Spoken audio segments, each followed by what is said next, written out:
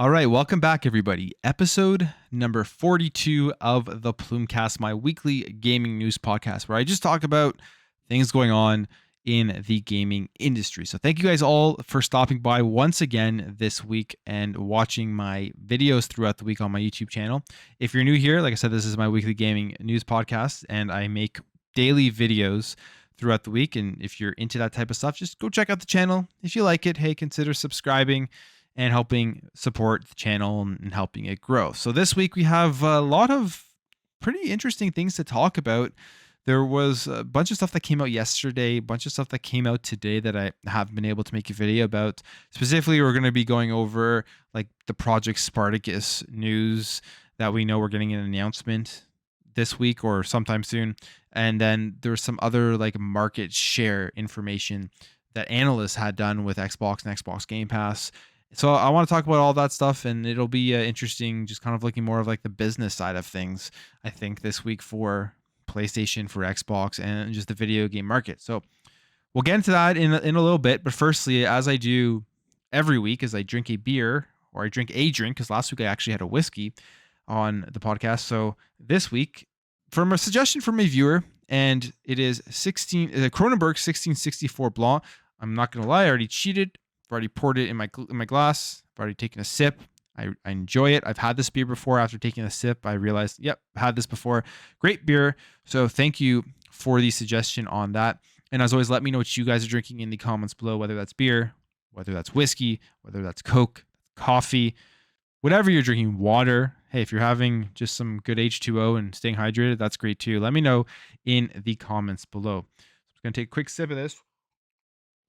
And man, it's when you're doing these podcasts solo and you're drinking beer, it gets difficult because you get those beer bursts, but you got to kind of have to just continue to talk through it. So if there's like a long pause or maybe you hear a little bit burp, that's the reason why.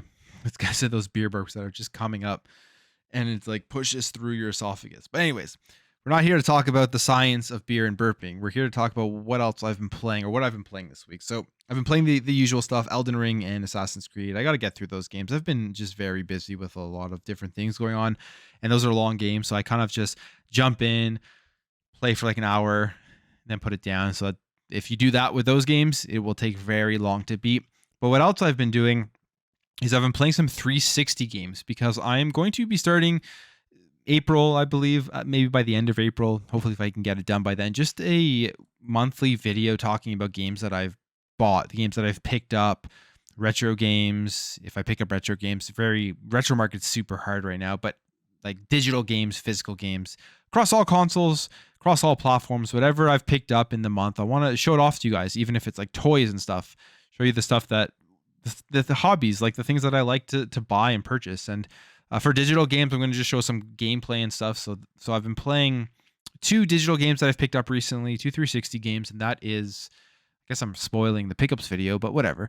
It's Ghost Recon Future Soldier, which I believe I played back on the 360. Actually, I did play back on the 360. That's actually confirmed because I remember it was really cool because I booted the game up and my save from 2012 was still there. I was like, wow, that's actually very cool to see. So I don't fully remember the game, but I started playing through a bunch of missions, and it's an awesome game. Now I know why. Excuse me. I played the game back in 2012. Very cool game. Very like Gears like in terms of the movement, the cover shooting, and just the like different features within the different cinematics when you're breaching and it slows down time, when you're looking under like garages and you're kind of scanning to see if there are any enemies there. Really well done game for 2012, and it's completely different, I'd say, than like the Ghost Recons we've gotten recently because it's not open world like those games. It's more mission based. But I would love to see them just kind of go back and make another Ghost Recon like the Advanced Warfighter series and the Future Soldier series, where even if it's just more linear, but like even it doesn't have to be linear. It can be open, but like mission based like that, where you're going through each mission one by one, and maybe it's only like a 10-hour experience, and maybe they don't sell it for full price, but I would just love to see them kind of go back to that for a Ghost Recon game. And I think fans would enjoy that because Ghost Recon back on the 360 was amazing. I think the Advanced Warfighter the first one was one of my first 360 games I played. I believe, and I absolutely love that game. And I'd love all the other Ghost Recon games that came out on 360. So it was cool to jump back into that. The other game I've jumped into was Asura's Wrath. Now, this is a game I don't believe I played back in the day. I do remember it fully. I always wanted to play it.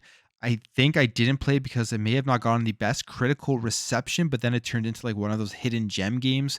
And I was playing again through some of the episodes because it's like an anime style and you go through different episodes and then there's like storytelling in between each episode. And it's just like an action game, an action fighting game. Very fun. I think the combat is great. The characters are really cool design, have really cool designs, really well designed. And yeah, it's fun. It's fun so far. And I would definitely recommend it if you can pick it up like for cheap from what I've played. So I've been playing those, capturing some footage of it for those videos that I'm planning on doing in terms of pickup. So that's what I've been playing. Let me know what you guys have been playing in the comments below. Besides that, I actually just finished, before coming up here, firing up the camera, the mic and everything, finished watching Halo, the series, or the Halo, the TV series that's currently available on Paramount Plus. Finished watching episode 1. Now, I know this show so far has a very kind of mixed, or at least not the best reception from a lot of people. And I have to say, my honest opinion is, after just finishing the episode, I'm still trying to collect my thoughts, but I really didn't like it. I really, really did not like it. I don't know. There's just something with it. It's just, I just didn't like a lot of the things they did with the show. I don't really like Pablo Schreiber, whatever his name is, as Master Chief. I don't like his voice. I don't like that he took off his helmet. I think the acting is pretty bad. I think the script isn't great. And I would say the only redeeming quality so far for me after episode 1 would be the action was pretty cool. It was pretty cool. It was violent. It was gory. It was mature action. And I like that part about it. But everything else is just, I didn't like it. And I think I know why I don't like it. And I think I know why a lot of people won't like it. And it's because, well, first of all, before I say that, they did warn everybody. They did, to their credit. And I know why now, after watching episode 1, why they warned everybody that this game was going to be nothing like the video games. It's not canon. And they specifically said like they didn't even look at the video games before making the show. So it makes sense. It makes sense after watching episode 1.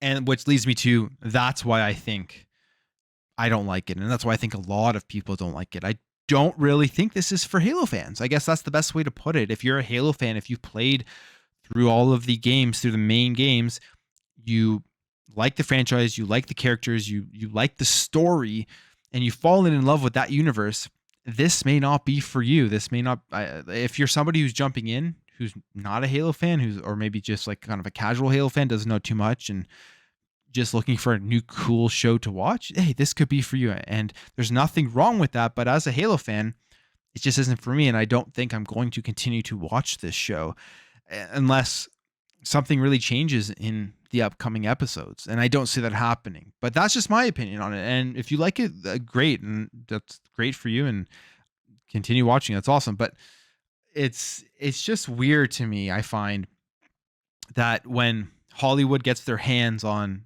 very big IPs, how they just kind of do their own take without, it almost feels like they don't really care about the actual franchise itself. They just have their own like creative vision of what they could do with these with the stories and the characters in that world, and just kind of go about it without any homage to like the what it is, like who the creators and all that type of stuff. I'm not sure if I'm being clear of what I'm trying to say there, other than they clearly just did their own thing with it. So it's not going to be for Halo fans, and it'll be for people who just don't really care about that type of stuff. And that's, I guess, where I'll leave it on that one. But yeah, let me know what you guys think about the show. If you've watched episode 1, are you going to continue to watch this series? Just your overall thoughts on the changes they made on Master Chief, all that type of stuff. But let's jump in here to the topic. So the first thing here I'm going to go over is just this tweet here, just a quick thing, and it has to do with Call of Duty and Activision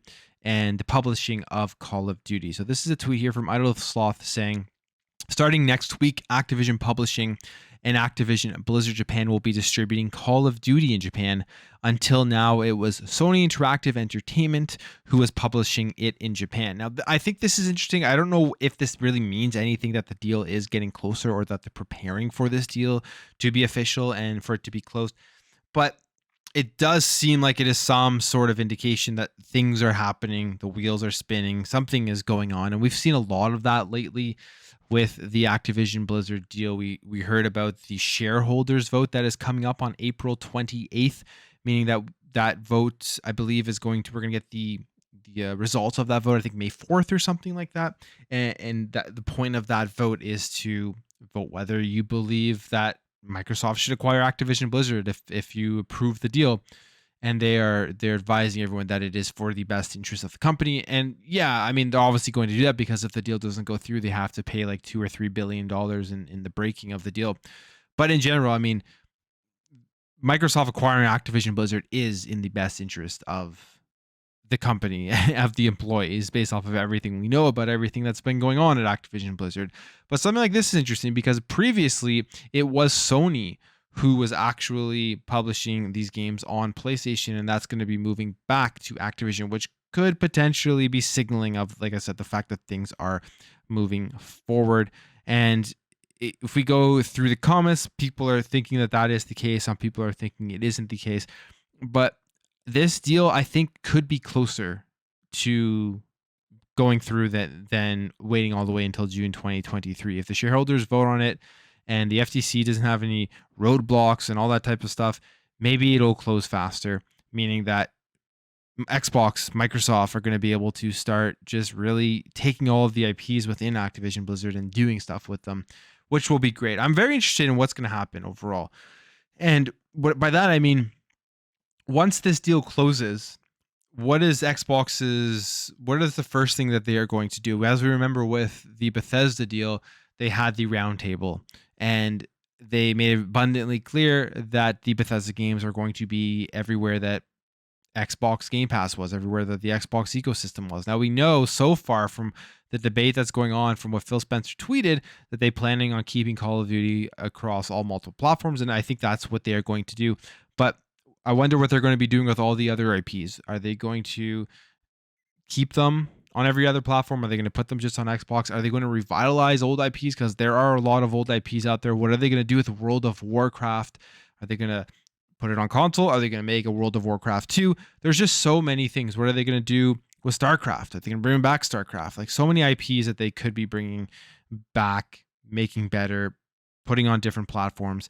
And I think that the mysteriousness of this deal is far bigger than the mysteriousness of the Bethesda deal, just because of all of the things that and all of the games that they have and the potential of being able to just kind of use all these IPs and revitalize them. So that will be very interesting. I can't wait for it closes to see what Microsoft does. And something like this could be a signal towards it going forward. I think we're going to have a lot more information at the end of April after the vote, I'd assume, goes through. If it doesn't go through, that will be something completely different, but I just don't see that happening. It just doesn't make any sense.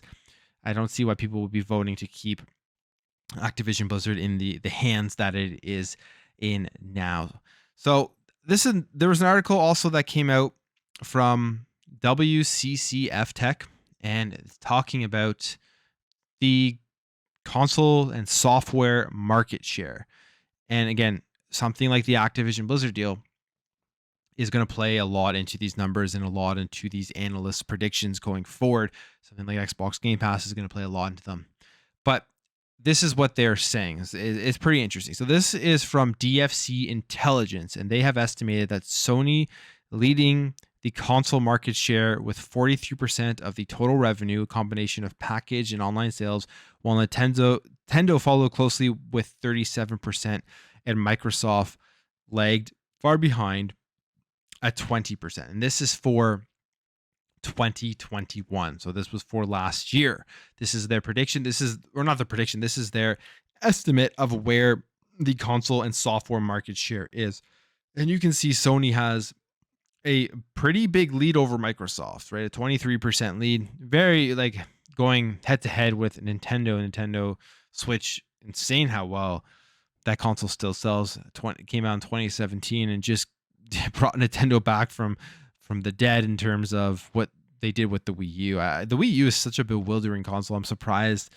It's crazy how Nintendo made those decisions for releasing a console with the same name as the last generation before that, which was the Nintendo Wii, and expecting consumers just to be like, yeah, this is a brand new console. We know that, because there was such confusion with that. People will go into stores and be confused that there was a brand new Nintendo console, or asking if like the gamepad was like an addition to the Nintendo Wii and stuff like that. Just completely just killed the Nintendo Wii U, because there were some decent games on the console, but they turned it all around with the Nintendo Switch, and you can see that market share, which in 2021 is pretty big. But that's not the interesting part. The interesting part is going forward into 2026. These market analysts, or what are they called? DFC Intelligence, are forecasting that Microsoft is going to be gaining a 7% market share, while Sony and PlayStation would lose 4%. PlayStation would lose 4% and Nintendo would lose 3% compared to 2021. So we know Xbox and Microsoft has an uphill battle from the Xbox One, from being the newest out of the three of them to enter into the video game market, because the OG Xbox was their first console. And just in terms of trying to gain that respectability and that foothold in places like Japan, right? Like that's very, very hard for an American company to go into Japan and win market share there. That's going to always be a huge hindrance to their overall market share. But they're saying here in 2026, they are projecting Sony will be at 39%. So that's going to be a 4% fall from 43%. Nintendo will be at 34%. Again, a 3% fall from 37%. But Microsoft, on the other hand, is catching up. And they believe that they're going to have 27% of the software market share in 2026.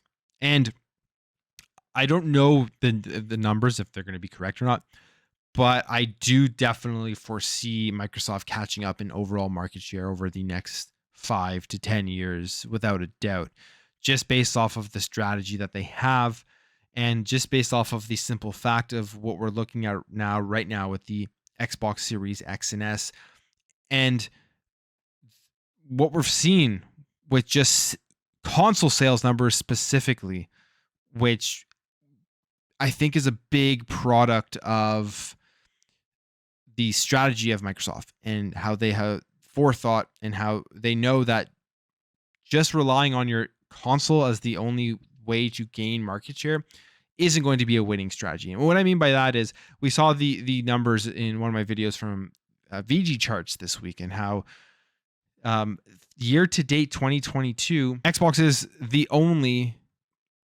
console right now that is actually up, which is very interesting, like in terms of percentage and everything. I don't even think the Nintendo Switch was overall.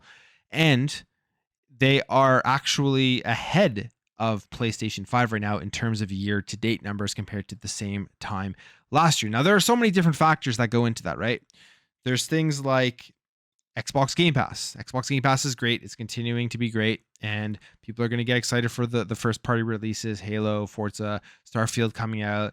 They had a really good E3 show with the Xbox and Bethesda show, and they clearly are getting the hype for that console, getting people to want to go out and purchase and get into the ecosystem because of what's potentially going to be coming out in the future, plus what's available right now with so many great games. I think they put out a stat at GDC that they had like 60 Game of the Year titles on Xbox Game Pass or something like that, something crazy.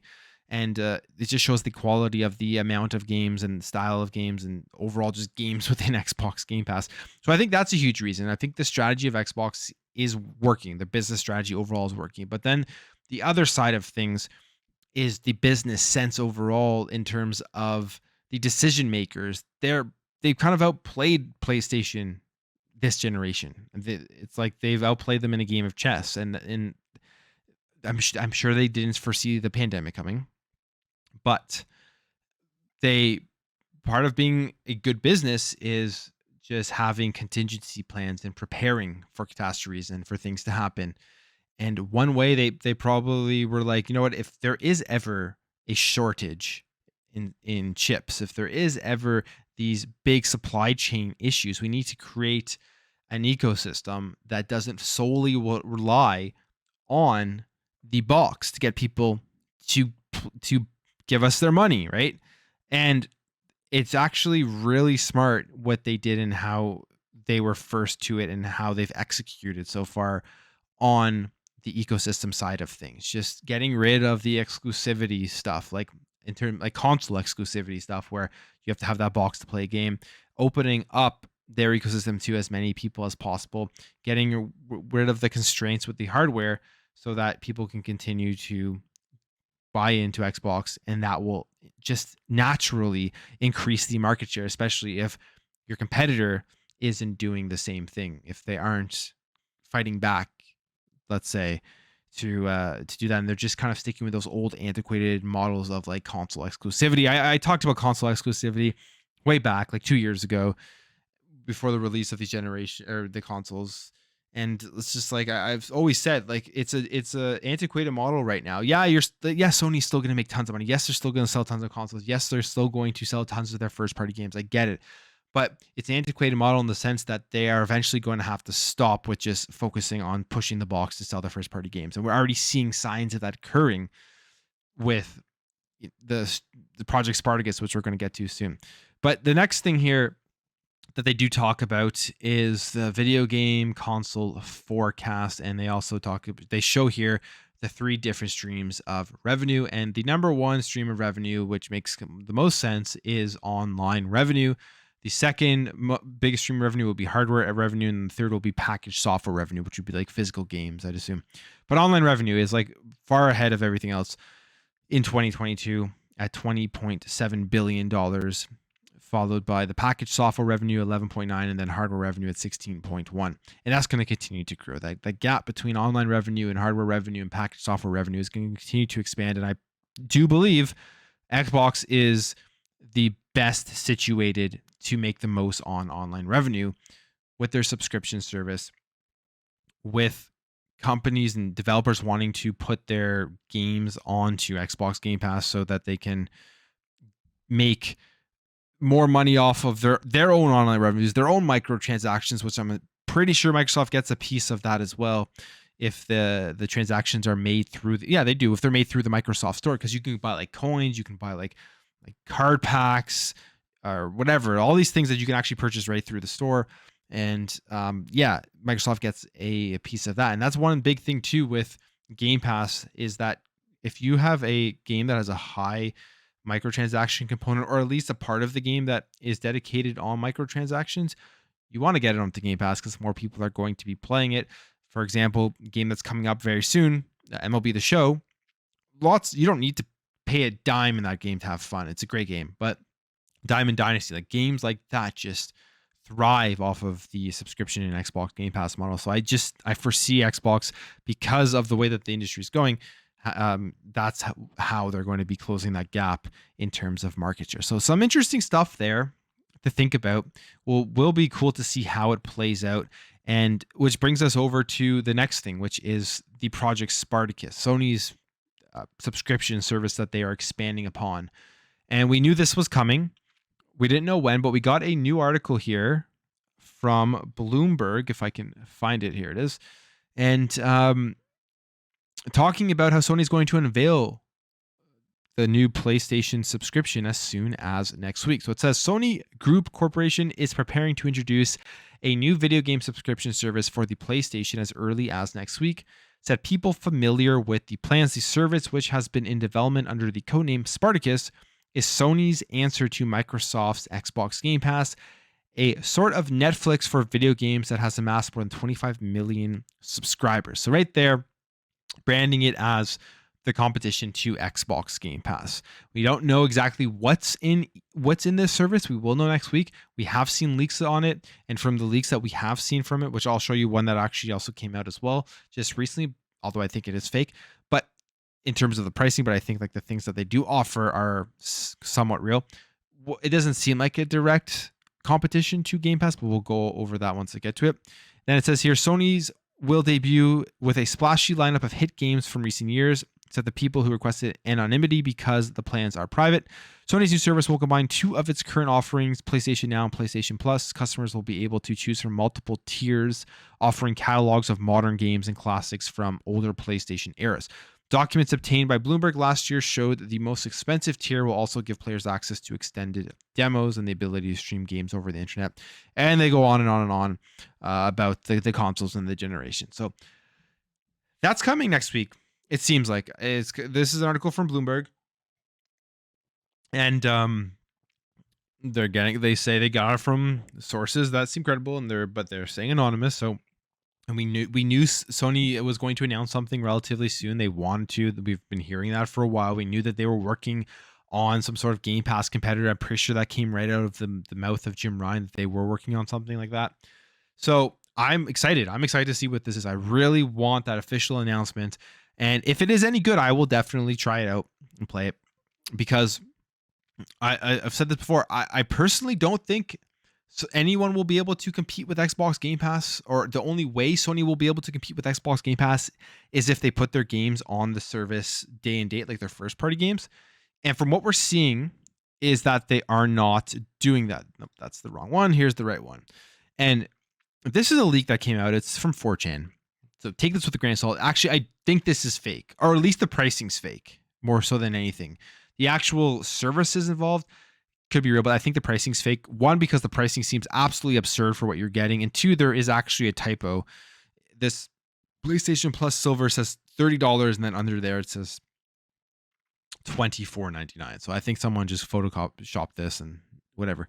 But the actual things that are offered in each tier, we've seen multiple times. We've seen like Jeff Grubb talk about it. In fact, here's the actual article from VentureBeat. This actually came out February 24th, written by Jeff Grubb. And this was one of the first times we actually heard about what would be involved within each tier for PlayStation Plus, whatever, Project Spartacus. And he actually named the different tiers: PS Plus Essential, PS Plus Extra, and PS Plus Premium. And then we take a look at the photo here, and it's pretty much same: PS Plus Extra, PS Plus, what's it called? There I go here. PS Plus Essential, PS Plus Extra, and PS Plus Premium. So here's actually only 3 different tiers.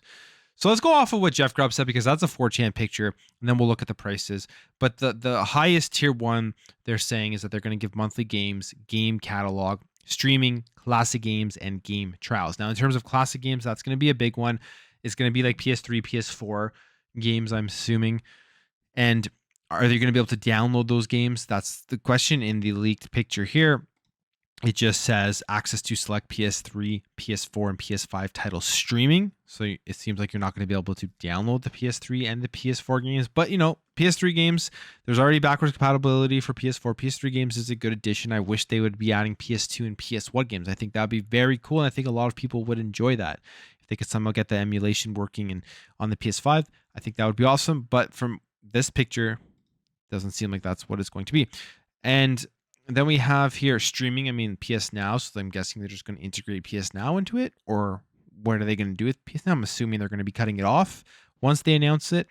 Game catalog, whatever that means. I'm guessing based off of this picture, they just mean, let's see here. So the monthly free games, the game streaming, the free game demos. So those are all part of the game catalog. And then the monthly games. Okay, so separate that. But the monthly games and the game catalog will be just a big compilation, I guess, of games that you're going to be getting every month. And then on top of that, the game trials. Now, what they're saying here, what he's saying here, for the highest tier, it's going to be $16 a month. For the middle tier, $13 a month. And for the lowest tier, $10 a month. And let's focus on the highest tier. Let's focus on the highest tier, because that's where you're getting all of the extra things. Now, the big thing missing here is the day and date games, which I don't think, based off of everything we're hearing, PlayStation is going to do. Based off of what they're saying, they aren't going to be doing that, which is why I think PlayStation won't be able to compete with Xbox Game Pass. In terms of value, definitely won't be able to compete. Like, that's already out of the question, because they're not putting their first party games on there. And then you start thinking about when Xbox starts putting out their first party games on a constant basis, with the amount of first party studios they have right now working on games. It's actually crazy to think about. And if they all creating great games, they're going to be able to put out a new first party game every a couple of months. It's actually wild when you think about the amount of games in the works. But the problem right with saying that is Xbox hasn't put out these games yet, so they haven't proven it yet, and people are still skeptical. But once they start doing it, I think that skepticism will fade away. So that's the big thing, because quality is out the window. This service will not be able to compete with the value and quality that you're getting on Xbox Game Pass.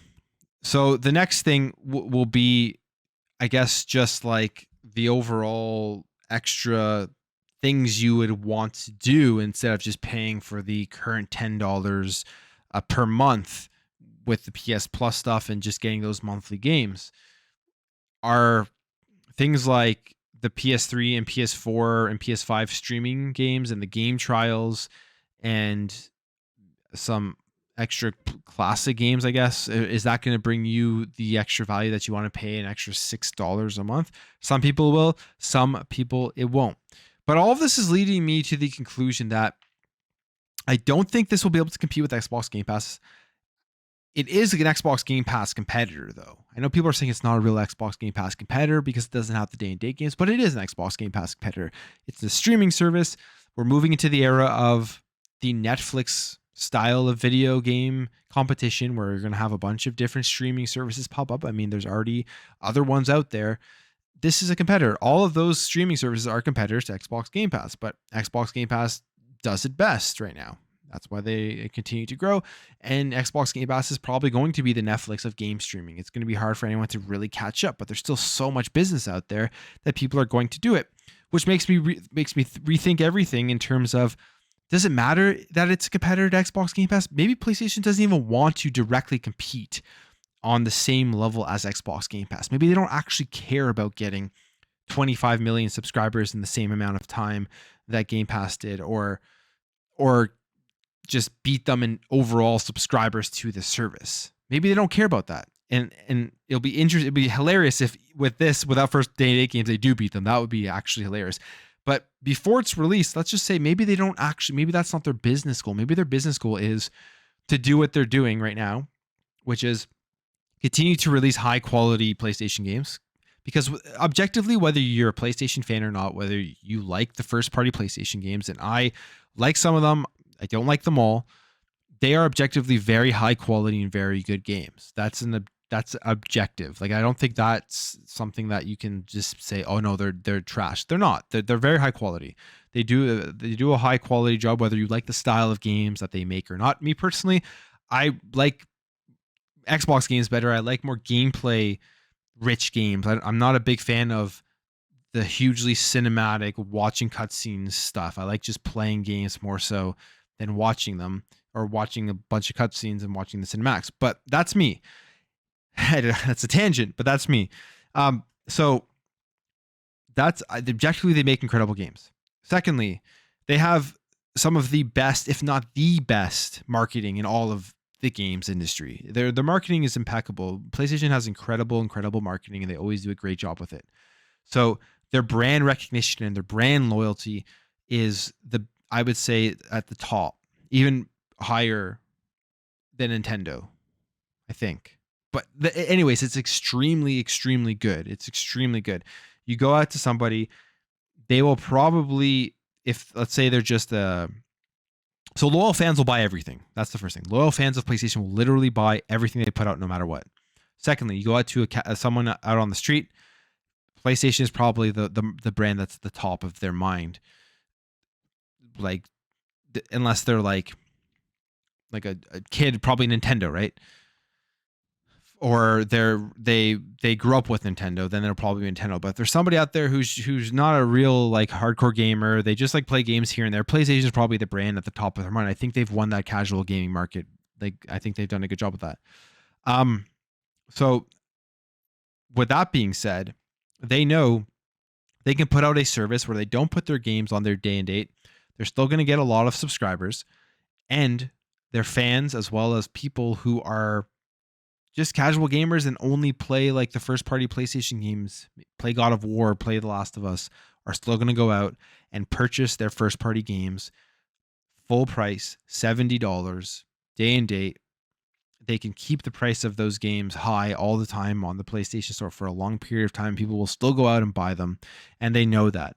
So they're trying to double, I guess, cash in twice. They're trying to cash in with giving a subscription service that seems decent, something you want to try out, something you'll want to subscribe to, and hey, hopefully it catches your attention. At least for Sony, it catches your attention, and you'll keep paying that subscription monthly fee. And sometimes people just pay it and they don't even know that they're paying it. They forget about it. And you're going to go out and pay full price for their games. I think that's where they have a somewhat of an advantage. Whereas Xbox, when they released Xbox Game Pass, the biggest issue with the Xbox One generation with it doing so poorly was they didn't have enough first-party games to build that, I guess, brand recognition that anytime they put out a first-party game, people are going to run out right away and pay for it full price. They had Halo, they had Gears, they had Forza. Those, you're guaranteed, are going to sell like crazy. But they didn't have enough, at least in the Xbox One generation, which I think going forward is interesting, because going forward, that's all going to change. Like, Xbox is going to have games that people are going to would run out and buy day one all the time, full price, no matter what. And that brand recognition is going to increase. And it's already gotten so much better since the release of Xbox Game Pass and since the Xbox Series X and S. It's like improved 10 times. Like, you just look at the way people think and talk about Xbox. It's very, very positive. And they've done so much, and they're extremely consumer friendly, that Game Pass, like, once that recognition gets up, like, you think Game Pass is growing now? Like, it's already at 25 plus million subscribers ever. We just wait till Starfield comes out. Just wait till the Bethesda games start dropping. Just wait until all the first party games start dropping and they're all getting good reviews. Because if you remember, last year, Xbox was the highest rated publisher. Like, I think they were the highest rated publisher of the year, but their games got higher ratings in terms of Metacritic than the PlayStation games. Like, they did an incredible job, and that's just the beginning. So it'll take them a while to get to that same, I would say, brand recognition and brand loyalty as PlayStation, but they will get there. They're on their way. It'll be hard for them to get there in Japan ever, but in other parts, in everywhere else, I think they will get there. So I guess to sum all of this up, what I'm thinking is, my first time I saw this, I'm like, this is not a Game Pass competitor. They're not putting their first party games. So why would anyone want this? And now I'm sitting back and thinking, it is a competitor. It's a streaming service. And maybe they don't want to directly compete with Game Pass. I think they know that they may have lost that battle. They know that Xbox is the Netflix. And everyone else who's tried to go against Netflix, they've done okay. They've done well. They've gotten a piece of the market. But they're nowhere near Netflix. And I don't think anyone will ever be anywhere near Xbox Game Pass. Maybe they know that, and that's why they don't care about putting their first-party games. They're still going to make the millions and bajillions of dollars in sales they make off their first-party games, and they're still going to have people signing up to PS Plus Premium. So that's the way I see it. I could be completely wrong on that. That's just my view, my take.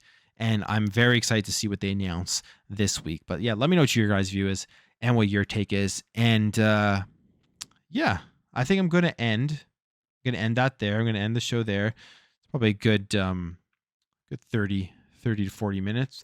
So lots of interesting stuff to come out this week, and it should be a lot of fun. I hope that there's a cool announcement with the PlayStation streaming service. We'll see how directly it will compete, I guess, and maybe they'll surprise everybody and put their first party games. But there's still a lot of mystery in like the things that they're announcing. So who knows what the free game demos are, like how long are those game demos and all that type of stuff. But anyways, I'm gonna end that there. Thank you guys all for watching. If you enjoyed this episode, make sure to hit that thumbs up button. If you're new here to the channel, consider hitting the subscribe button. Support the channel, help it grow. Really does mean a lot. I like I say this at the end of every episode every week on Sunday, is that I'm having so much fun doing this, and it's growing, and the community is growing, and the comments are fun to read, and I want to continue it to grow. So let's go. Let's have a good time, talk about video games, and I will catch you guys in the next episode.